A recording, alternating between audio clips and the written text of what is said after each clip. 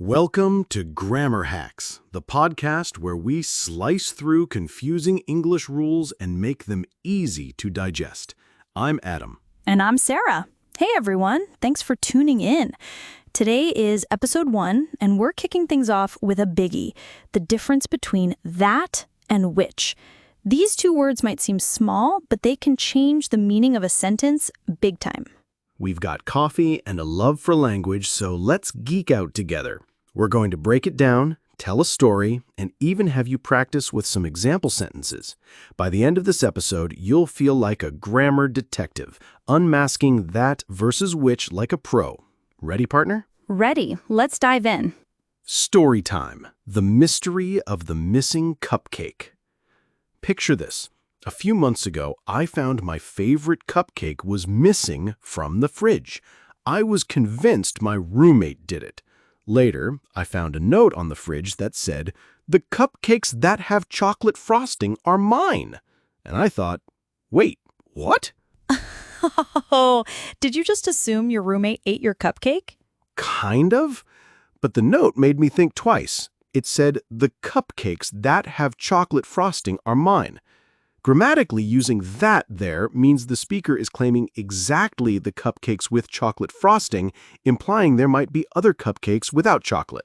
Exactly. If your roommate meant the ones with chocolate frosting and they used that, it sounds like there are multiple cupcakes and only the chocolate frosted ones belong to them. It's a restrictive clause. Essential information. Now imagine if they'd written, "The cupcakes which have chocolate frosting are mine." With the comma and which, it sounds like maybe all the cupcakes have chocolate frosting, and that bit about frosting is just extra information. The meaning changes, right? Totally. In fact, using that means the clause is essential. Using which with commas means the clause is non-essential. So in the note, that tells us which cupcakes, whereas which would just add a bonus detail. It's like a detective story. If the clue is essential to solving the case, you use that. If it's just a side comment, you use which. In this case, grammar became the detective, but the cupcake culprit is still at large. How I guess grammar can solve clues, but it cannot retrieve snacks.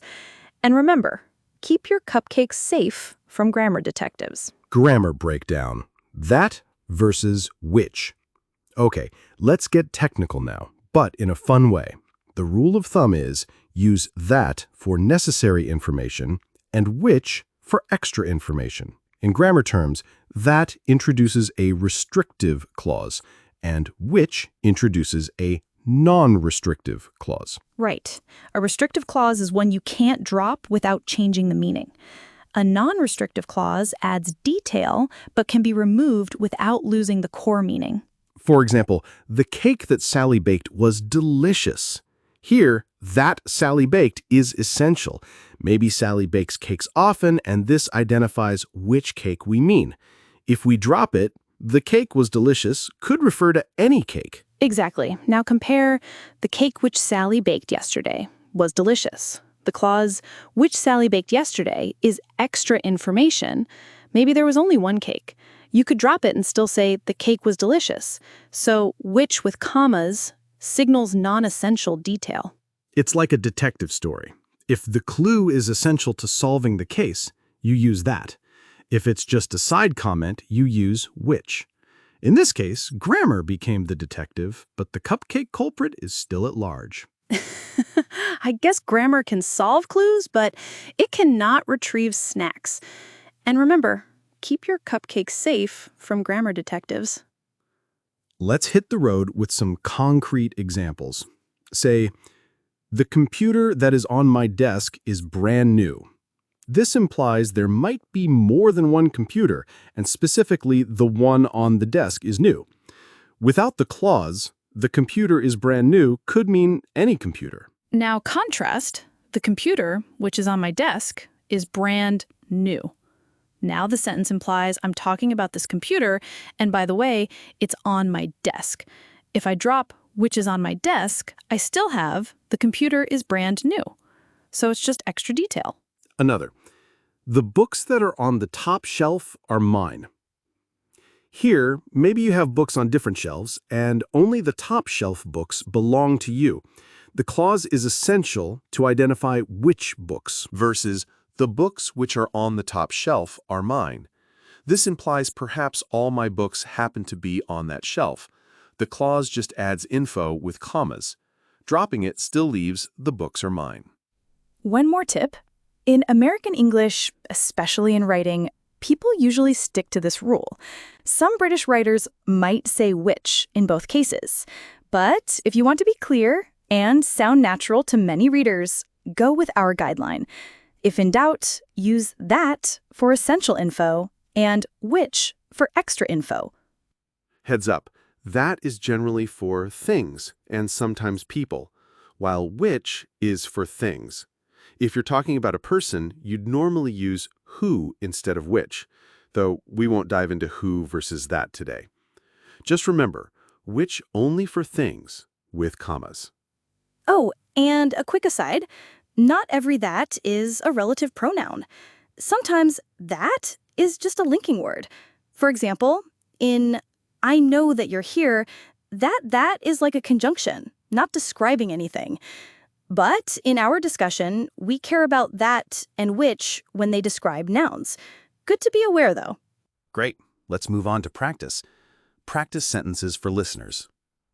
Okay, listeners, it's your turn to be the grammar detective. We'll say some sentences, and you decide if it should be that or which. You can even say them out loud with us. Ready for the first one? Here goes. The computer that is on my desk is brand new. Now you repeat. The computer that is on my desk is brand new. Great job. In this sentence, that is on my desk is essential information. Maybe I have more than one computer. Without it, the computer is brand new could mean any computer. So that is correct. Next, the computer which is on my desk is brand new. Your turn. The computer which is on my desk is brand new. Perfect. Here, which is on my desk is extra detail. You could drop it and still say the computer is brand new. So we use which with commas. Got it? Let's try another. The restaurant that we went to last night served sushi. Say it. The restaurant that we went to last night served sushi. Good. This clause identifies which restaurant. We might have gone to many, so it's essential. Now contrast, the restaurant which we went to last night served sushi. Repeat. The restaurant which we went to last night served sushi. Nice. Now the clause is extra information. Maybe we all know which restaurant we mean already. Dropping which we went to last night still leaves the restaurant served sushi, so which is correct. One more for luck. The cake that got frosted purple was vanilla. Say it. The cake that got frosted purple was vanilla. Excellent. That introduces essential info. Which cake? So it's right. And again, the cake which got frosted purple was vanilla. You. The cake which got frosted purple was vanilla. Perfect. Here it's a side note. You could remove which got frosted purple and still have the cake was vanilla. So we used which. Awesome work, everyone. Did you feel the difference? Often it's just a tiny pause in speech, that's the comma, and a word choice that flips the meaning. Humor break. Grammar guffaws. Time for a quick funny story break. Did you hear about the sign at the zoo that said, "There is a monkey which lives here"? Yeah, and someone scratched it out and wrote, "Monkey that lives here is real?" Grammar trouble. Something like that. It's silly, but it shows how changing one word can make sentences sound odd or funny. Grammar can be goofy. Ever heard someone say, "I saw a group of deer which was running"? The grammar fairy would facepalm at that one. Okay, that was a groaner. But seriously, mixing that and which can get a laugh, and sometimes a facepalm too. Recap and key takeaways. So, what's the bottom line? First, use that for clauses that are essential, restrictive clauses, no commas. Second, use which for clauses that just add extra info. Non-restrictive. Set these off with commas. Think of that as a strict boss. It keeps the sentence on track with no frills. Think of which as a playful friend. It adds bonus details with commas. Before we finish, just one more check. Try removing the which clause. If the sentence still makes sense, which was right. If it falls apart, use that. And don't forget the commas. That never uses commas here. Which usually comes with a comma or two. For example, the bouquet that arrived this morning smells lovely, versus the bouquet which arrived this morning smells lovely. One more note. In casual speech, people sometimes treat that and which more interchangeably. But if you're writing an important email or essay, following our rule will make you sound sharp and precise. It really polishes your writing. Exactly. It's like polishing a gem, a small thing that makes a big difference in how clear your message is. Remember, in British English, you might see which used even when Americans would use that. But in American writing, especially formal writing, sticking to this rule is safest. If in doubt, default to that for necessary info and which for extra info. Oh, and a quick aside, not every that is part of this discussion. Sometimes that is just a conjunction, like in, I know that you're here. In those cases, which isn't even an option. We're focusing on describing things here. Grammar can be fun, and now you've got one more trick in your toolbox thanks to today's episode. Yeah, see, nobody bid us for learning grammar. We've covered a lot in this episode. Remember the cupcake mystery? It all hinged on that versus which. Keep that in mind next time you're writing or editing. Those tiny words pack a big punch. Thanks for hanging out with us on Grammar Hacks. Grammar can be fun, and now you've got one more trick in your toolbox thanks to today's episode. Yeah, see? Nobody bid us for learning grammar. We've covered a lot in this episode.